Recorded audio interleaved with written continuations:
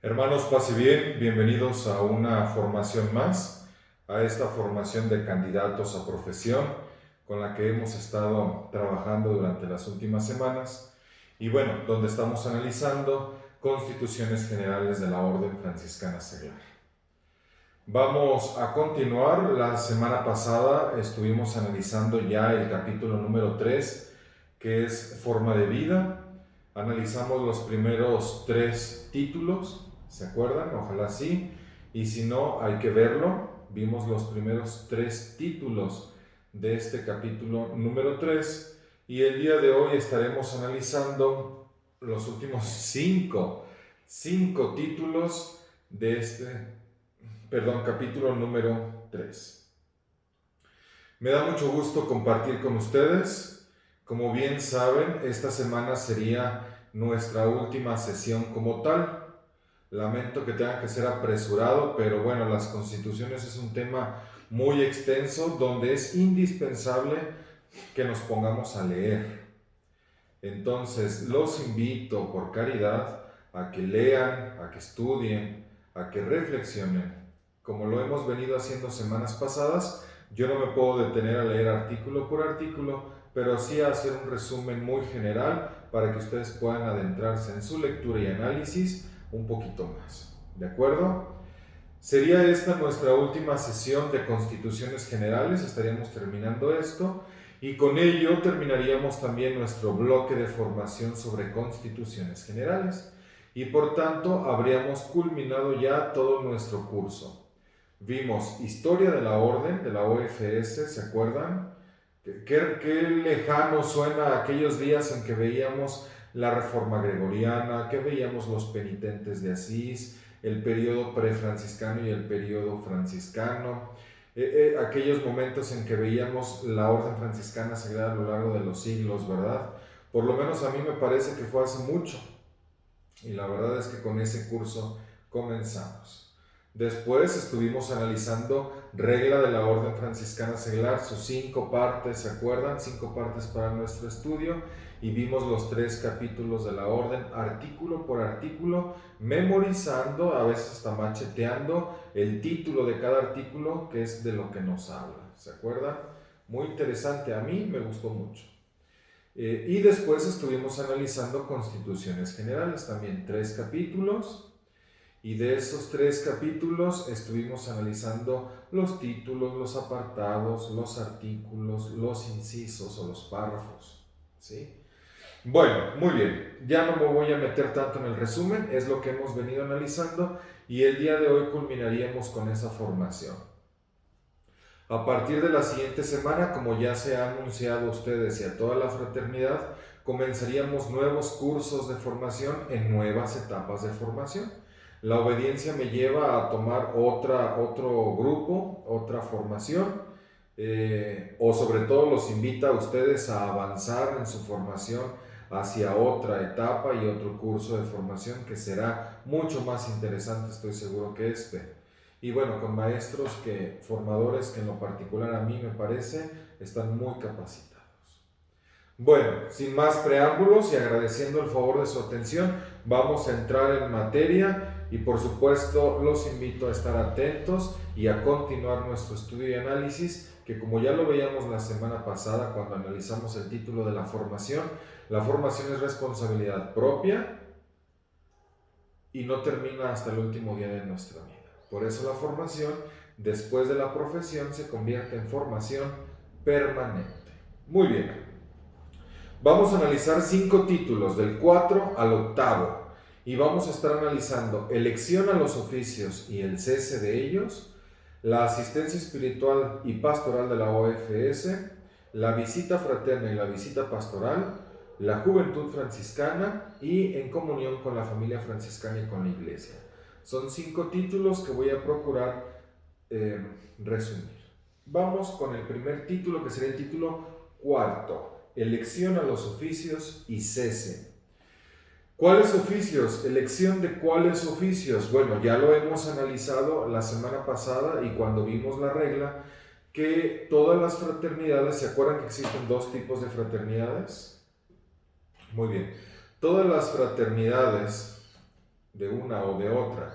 Y los niveles de la fraternidad tienen un consejo y un ministro, y ese consejo y ese ministro son oficios a los cuales nosotros tenemos la disponibilidad de aceptar, pero que sabemos que son por un tiempo determinado y que se renuevan cada determinado tiempo, valga la redundancia. Por lo general, cada 3 años, que es lo que marcan las constituciones generales. ¿Sí? Bueno, este título número 4 habla sobre cómo es el proceso de elegir, quiénes pueden elegir, a quiénes se pueden elegir y qué pasa cuando estos hermanos no pueden continuar, tienen que renunciar o ya no ejercen sus funciones adecuadamente. Bueno, lo primero que deben saber es que los hermanos del Consejo de la Fraternidad y nuestros ministros son elegidos en un momento especial o por un momento especial de la fraternidad que se llama asamblea electiva o capítulo electivo. Comúnmente le vamos a llamar así, capítulo electivo. Es la reunión de los hermanos que han sido convocados y que ahí es donde se elige a los hermanos. ¿Sí? Muy bien. Solamente en resumen rapidísimo, se tiene que convocar por lo menos un mes antes, el ministro de la fraternidad tiene que convocar a este capítulo electivo, indicando dónde, a qué hora y todo. Nos debemos reunir ahí los convocados. En el caso de la fraternidad local, todos los hermanos que sean profesos, temporales o perpetuos, deben reunirse. ¿Sí?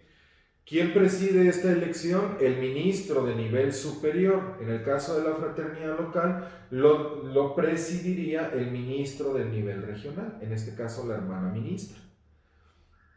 Y la debe acompañar el asistente espiritual de nivel superior. Ellos dos que presiden en la asamblea o capítulo electivo no tienen voz ni voto, solo presiden, solo hacen las funciones para que todo funcione, pero no tienen voz ni voto dentro de la fraternidad y no pueden presidir ni pueden votar en la fraternidad a la que ellos pertenecen o al consejo que ellos pertenezcan, ¿no? Para eso tienen que delegar, en este caso la ministra puede delegar a otro miembro de la junta o del consejo regional que debería presidir, pero comúnmente es el ministro de nivel superior y debe hacerse acompañar por el asistente espiritual de nivel superior. El presidente del capítulo designa a un secretario capitular y a 2 escrutadores. A veces más auxiliares cuando la fraternidad demanda, porque son muchos hermanos. Y para la elección, bueno, déjenme detengo en el artículo 77. Estamos hablando de que se reúnen los hermanos que han sido convocados, hay un ministro que es el presidente de este capítulo electivo, con un asistente espiritual que funciona como testigo de la iglesia y que el presidente del capítulo nombra a un secretario capitular y a 2 escrutadores, 2 que van a contar votos, 2 que van a recoger papeletas, 2 que van a estar al servicio. Y los demás hermanos, los convocados, en este caso la fraternidad local, los profesos, temporales o perpetuos que sean activos dentro de la fraternidad, están reunidos todos en un mismo lugar, que sería la sala capitular. ¿Sí? Muy bien. Y aquí nos explica el artículo 77 en el párrafo 1. En la fraternidad local tienen voz activa y pasiva,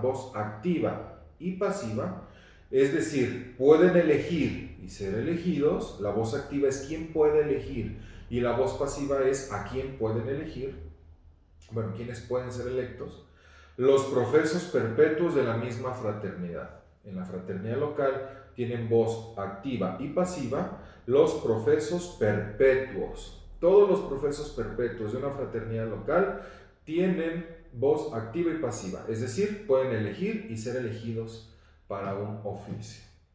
Tienen solo voz activa, es decir, solamente pueden elegir, pero no pueden ser elegidos los profesos temporales, los que hagan promesas por un año.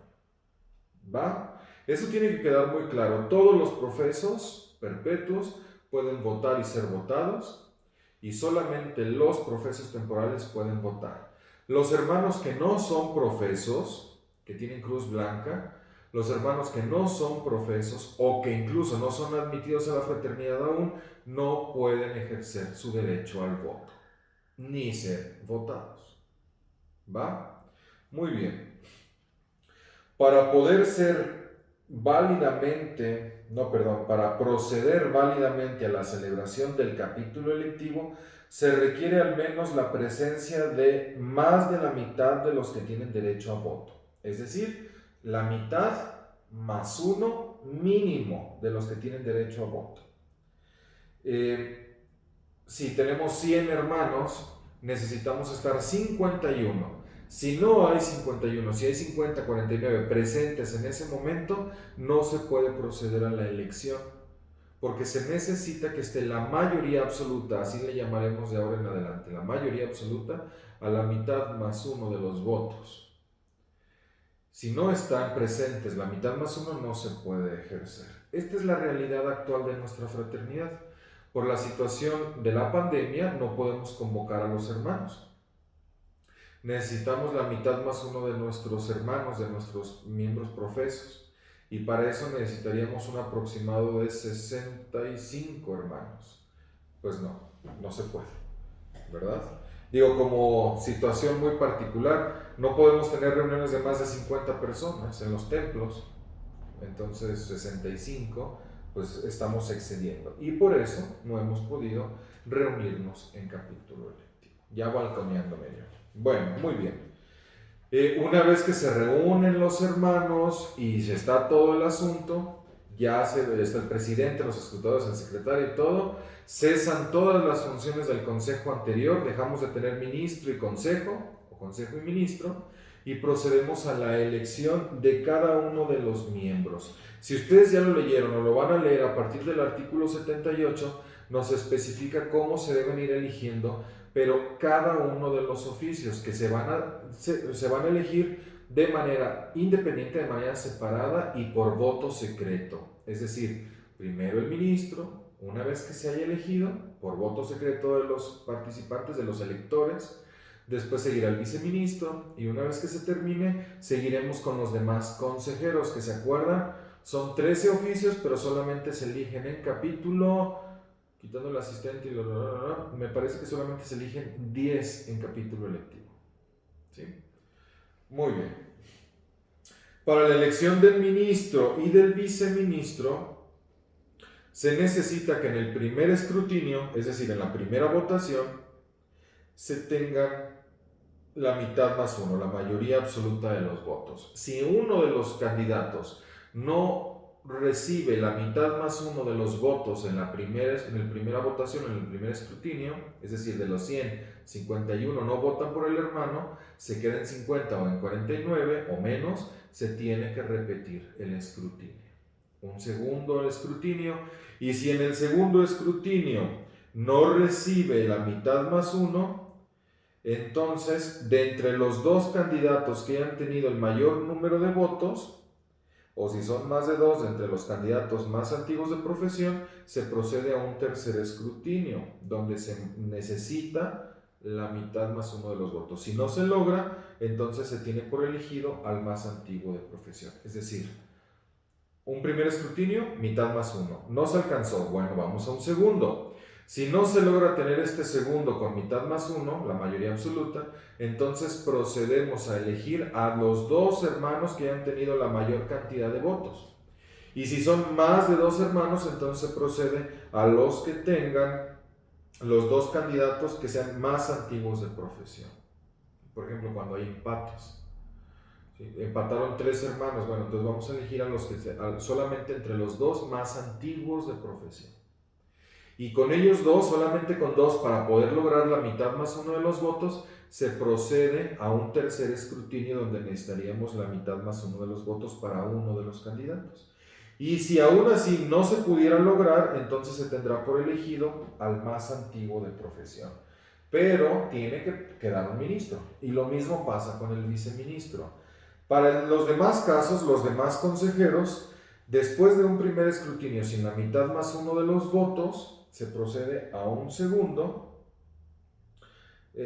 escrutinio con la mayoría relativa, es decir, el que tenga más votos, aunque no sea la mitad más uno, pero si tiene más votos, entonces en el segundo escrutinio ya puede ser electo alguno de los demás hermanos. ¿Sí? Y bueno, y si no, existen otras indicaciones, pero ahí está la situación. Y ese es el proceso, uno por uno de los votos, de los oficios se van tomando por voto independiente, es decir, uno por uno, separados, no todos juntos en planilla, ¿no? Y por voto secreto, cada quien lo escribe en un papelito, lo dobla, lo pone en la canasta y elige, y se procede al conteo de esos votos. Muy bien, y así se elige un consejo. Estos consejos tienen una duración de 3 años. ¿Sí? 3 años. Y bueno, existen restricciones, se pueden reelegir los miembros, sí, pero tiene que haber algunas funciones, no se puede reelegir toda la vida, no pueden ser vitalicios, bla, bla, bla. Aquí viene todo explicado. Después vienen los oficios vacantes, cuando un hermano renuncia, ya sea el ministro o ya sea alguno de los consejeros renuncian de su consejo, bueno, hay un proceso para renunciar y hay un proceso para elegir a los nuevos oficios, que ya no es en capítulo, o sí puede ser en capítulo, pero también el consejo lo puede hacer. Hay oficios incompatibles. ¿Qué significa esto? Que si yo soy ministro en mi fraternidad local, no puedo ser ministro también en el regional, en el nacional o en el internacional. Solamente puedo ser ministro en un nivel de la fraternidad. Y en los casos donde hay muy poquitos hermanos se pueden tomar 2 oficios, pero nunca el de ministro o viceministro o secretario o tesorero en el mismo nivel, económico. ¿Sí? Cuando hay poquitos hermanos puedo tomar 2 oficios, pero nunca el de ministro y secretario, o ministro y ecónomo, o ministro y viceministro, o viceministro y secretario. Son incompatibles esos oficios. Bueno, y aquí viene, cuando un hermano no cumple sus funciones adecuadamente, sus deberes, hay un proceso para removerlo de su oficio, ya sea ministro o consejero. Cuando abandonas la fe públicamente, cuando hay un acto grave, público y comprobado, todo esto lo explica este título de elección y cese a los oficios. Hay que leerlo, hay que analizarlo. Bueno, continuamos con el título número 5, que es la asistencia espiritual y pastoral de la Orden Franciscana Seglar de la OFS. ¿Qué es la asistencia espiritual? Aquí nos lo dice el artículo 85 en su apartado 2. El cuidado espiritual y pastoral de la OFS, confiado por la Iglesia a la primera orden franciscana y a la tercera orden regular, es deber sobre todo de los ministros generales y provinciales. Es decir, los ministros generales de toda la orden, ya sea de los capuchinos, de los frailes menores, de los conventuales o de la tercera orden regular, y los ministros de cada provincia tienen, confiados por la Iglesia, el cuidado espiritual y pastoral de la OFS. El cuidado espiritual y pastoral. Por tanto, estos ministros deben estar al pendiente de nuestro cuidado espiritual y pastoral como OFS. Y para poder desarrollar esas funciones, los ministros muchas veces no pueden estar con nosotros. Entonces ellos designan, es decir, sus funciones se las permiten o se las delegan a un asistente espiritual. ¿Sí? Un fraile, un padre, un hermano competente designado por los ministros superiores o provinciales, que son los que fungen en el cuidado espiritual y pastoral de la Orden Franciscana Seglar. Así, en nuestra fraternidad local, nosotros solicitamos al ministro provincial, al padre Ángel Gavino, que es el ministro provincial de los frailes menores, que nos designara la asistencia espiritual, y él tuvo bien nombrar y delegar al reverendo padre fray Fernando Tobarcano, OFM, que es nuestro asistente espiritual local en esta fraternidad local de San Roque. ¿Sí? Muy bien. Este servicio de los ministros religiosos, dice el artículo 86 en su apartado número 2, integra este servicio de los ministros religiosos, integra pero no sustituye al de los consejos y al de los ministros seglares, a los que corresponde la guía, la coordinación y la animación de las fraternidades en sus diversos niveles. ¿Qué significa? Y quiero que seamos muy claros. Nuestro cuidado espiritual y pastoral está confiado a los ministros provinciales, a los ministros generales que nombran asistentes espirituales para nuestro cuidado. Pero aunque son integrados a la fraternidad y a los consejos, estos ministros religiosos, es decir, estos asistentes espirituales, son integrados a la fraternidad y al consejo, sobre todo al consejo, porque a la fraternidad solamente la asisten, pero nunca sustituyen al de los consejos y a los ministros seglares. A los ministros seglares y a los consejos de las fraternidades seglares corresponde la guía, la coordinación y la animación de las fraternidades. No nos dirigen los frailes. No estamos supeditados a su dirección. Los consejos y ministros seglares tienen la animación, la coordinación y la animación de la fraternidad, de las fraternidades. Sí, el gobierno de la fraternidad está en el consejo seglar, pero los asistentes espirituales nos ayudan y nos dirigen, nos conducen por nuestra asistencia espiritual, pastoral y espiritual. ¿Sí? Muy bien, espero que quede muy claro este asunto, porque luego hay hermanos que nos dicen, ¿y quién es nuestro director? No tenemos directores. La dirección es del Consejo de la Fraternidad, que está integrado por miembros seglares, al cual pertenece el asistente espiritual como uno más de estos asistentes, de este consejo. Pero todo el consejo con su ministro es quien anima, dirige, coordina y anima, coordina y guía a la fraternidad. Y bueno, aquí les va a explicar cómo debe ser nombrado, quiénes pueden ser nombrados y todo lo demás. Incluso habla sobre la reciprocidad. ¿Se acuerdan que en la familia franciscana existe una reciprocidad entre todos los miembros? Pues en esa reciprocidad de toda la familia franciscana nos dice el artículo 89 que la OFM y todos los superiores de la primera orden se comprometen a garantizar la asistencia espiritual de toda la orden franciscana seglar y cada una de sus fraternidades. Bueno, y aquí nos va a explicar muchas cosas al respecto sobre la asistencia espiritual, quién puede ser asistente, quién no, qué debe hacer, cómo lo debe hacer y cuáles son sus funciones y cómo pertenecer al consejo. Hay que leerlo y ahí lo vamos a encontrar. Voy a proseguir para que este video no se haga tan largo como la semana pasada. Título sexto, la visita fraterna y la visita pastoral. Hermanos, la visita fraterna y la visita pastoral son dos cosas diferentes. Visita fraterna, visita pastoral. La visita fraterna la efectúa un miembro seglar. La visita pastoral, como ya lo vimos ahorita en la asistencia, la efectúa el asistente espiritual. Y las visitas, aquí nos lo dice, la finalidad del artículo 92, párrafo 1, la finalidad de la visita fraterna o pastoral es reavivar el espíritu evangélico franciscano, asegurar la fidelidad al carisma y a la regla, ofrecer ayuda a la vida de fraternidad, consolidar el vínculo de unidad de la orden y promover su más eficaz inserción en la familia franciscana y en la iglesia. Para eso son las visitas, que debe hacer un superior, es decir, nuestro ministro regional o el ministro de nivel superior, debe efectuar la visita fraterna a la fraternidad local y el asistente espiritual de nivel superior debe efectuar la visita pastoral. ¿Y qué es lo que deben hacer cada uno en estas visitas? Pues deben buscar reavivar el espíritu evangélico franciscano, asegurar la fidelidad al carisma y a la regla, ofrecer ayuda a la vida de fraternidad, consolidar el vínculo de unidad de la orden y promover su más eficaz inserción en la familia franciscana y en la iglesia.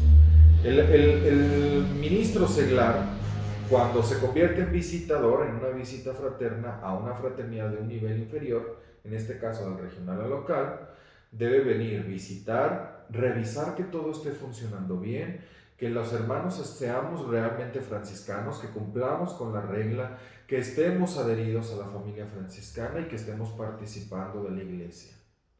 El pastoral, el asistente espiritual regional, deberá entonces atender que sí se participe adecuadamente de la iglesia, que pertenezcamos a la familia franciscana, cómo buscar la manera de funcionar mejor en nuestra vida espiritual y pastoral y cómo ir creciendo juntos, estar unidos.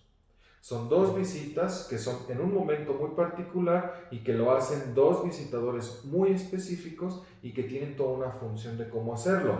Y todo lo que se debe hacer está especificado en este título número 6. Después nos hablará el apartado muy propio de la visita fraterna y luego otro apartado de la visita pastoral que va desglosando paso por paso qué es lo que se debe hacer y para qué se debe hacer. Y son momentos muy importantes de la vida de la fraternidad que también es importante que ustedes conozcan, por eso necesitan leerlo. Bueno, voy a proseguir al título número 7, que es la juventud franciscana. ¿Qué es eso de la juventud franciscana? El hermano César es un joven franciscano. Sí, yo lo sé. Pero en particular se refiere a nuestra jufra, nuestra juventud franciscana. Y aquí el artículo 96 nos dice en el número 2, ¿se acuerdan que la regla nos invita a tener diálogo con otros grupos, especialmente con los jóvenes? Pues bueno, las constituciones generales nos dicen, la juventud franciscana, entre paréntesis, jufra, como se entiende en estas constituciones y de la cual, es decir, de la juventud franciscana, la OFS se siente particularmente responsable, está formada por los jóvenes que se sienten llamados por el Espíritu Santo a hacer en fraternidad la experiencia de vida cristiana, a la luz del mensaje de San Francisco de Asís, profundizando su vocación en el ámbito de la orden franciscana seglar. Dentro de la orden existe un movimiento que se llama Juventud Franciscana, y esta Juventud Franciscana, donde nuestros jóvenes se reúnen, son llamados por el Espíritu Santo, motivados a la experiencia de la vida cristiana a la luz del mensaje de San Francisco de Asís, y que profundizan su vocación en el ámbito de la orden franciscana seglar. Esos jóvenes, particularmente de ellos, como se entiende aquí en estas constituciones, la OFS se siente particularmente responsable.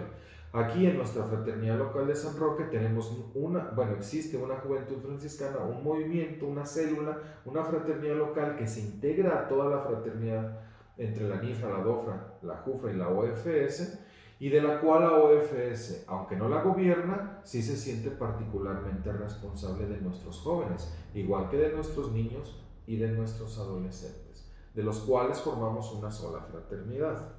Estos miembros de la juventud franciscana no siempre deben ser profesos, pero pueden optar por pertenecer a la orden franciscana seglar y aún así mantener, mientras sus estatutos particulares se lo permitan, su vida de juventud franciscana.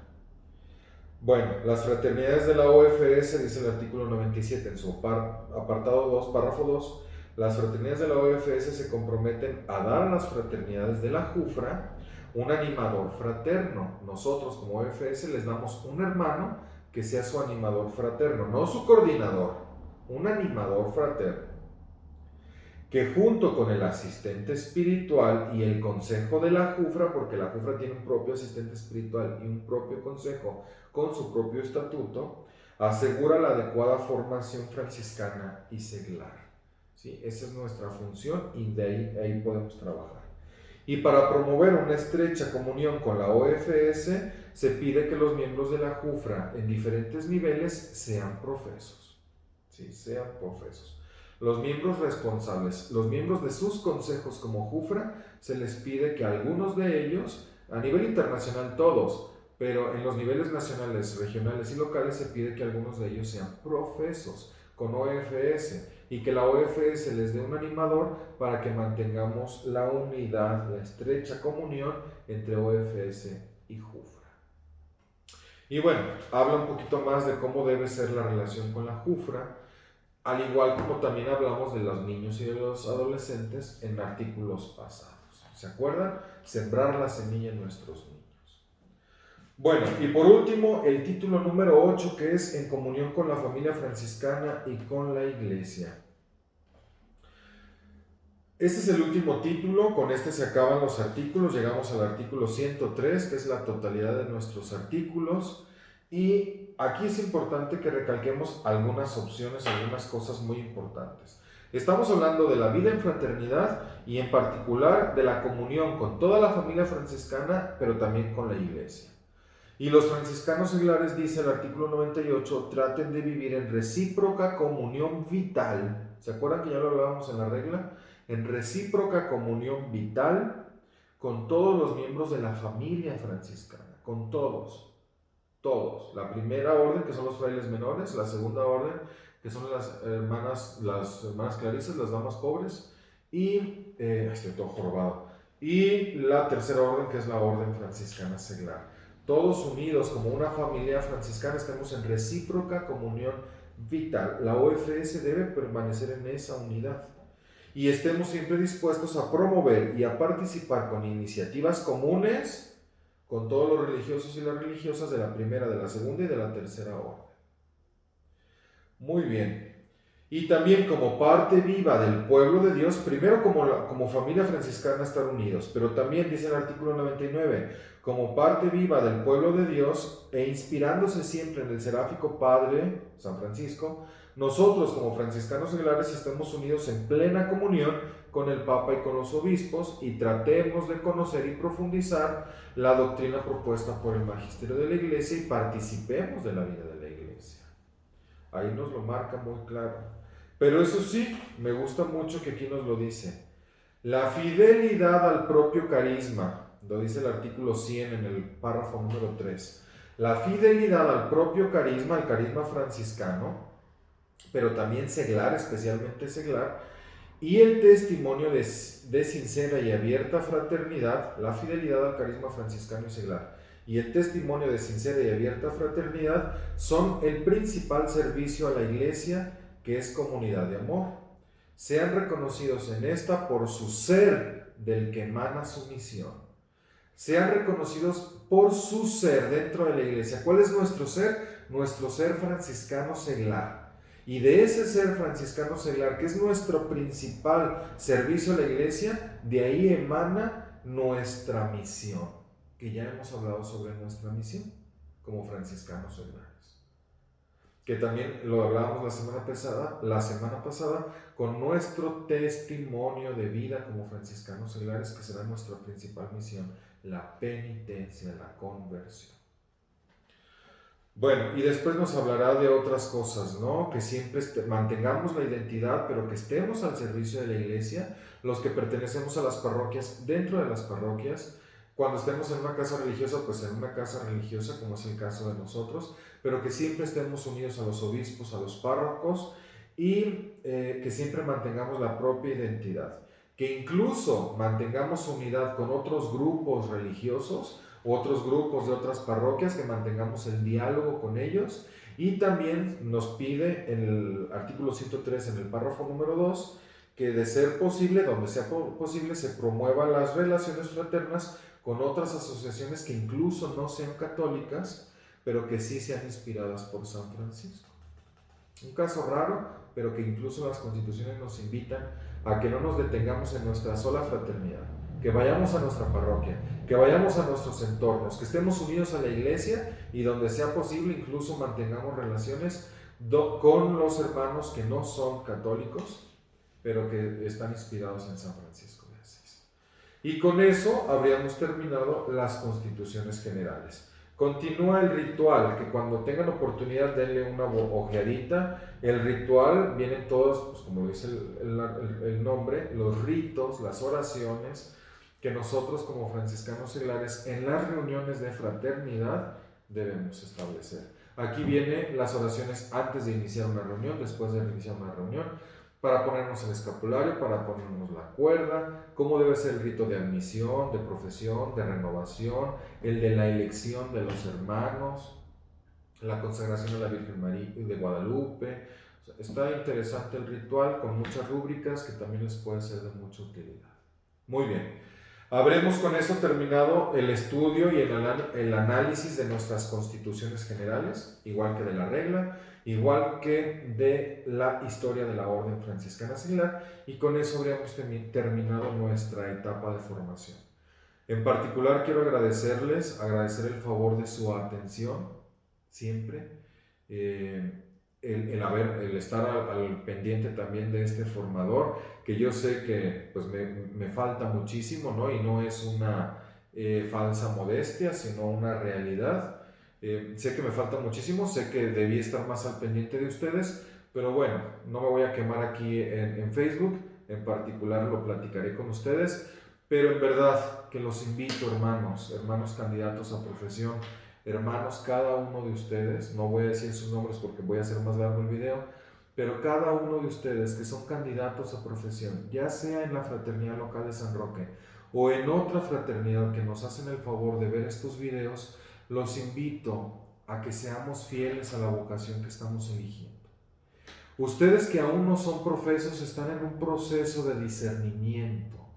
Es importante que conozcan el origen de la orden, que conozcan nuestra legislación, porque si ustedes así lo optan, porque el Señor se los revele y ustedes decidan dar el siguiente paso, que es las promesas evangélicas perpetuas o temporales, ustedes estarán prometiendo vivir la regla y las constituciones aplican la regla. Entonces necesitan conocer esto.